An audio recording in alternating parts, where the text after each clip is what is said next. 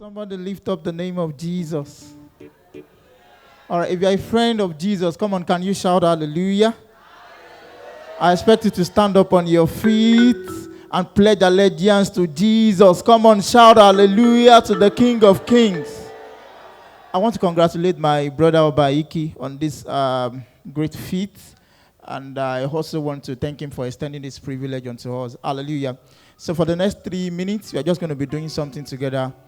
The book of Revelations was capturing what the presence of God looks like to us. You can see it, but I'm going to ask you to stand up in about a minute or so.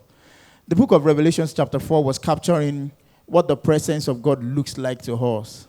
We could see those special 4 creatures. We could see thousands of angels shouting. But when we get to verse 11, there is something that got my attention that I want us to act on today.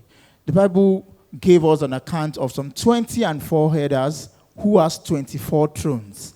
But they don't sit on that thrones. They have crowns. They don't wear that crown. What they do every time is to cast their crown before the presence of God.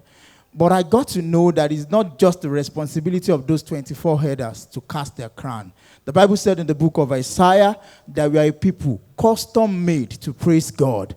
1 Peter 2 verse 9 called us a chosen generation, a royal priesthood, an holy nation, a people called out of darkness to show forth his praise. How many of you are ready to show forth your praise to God?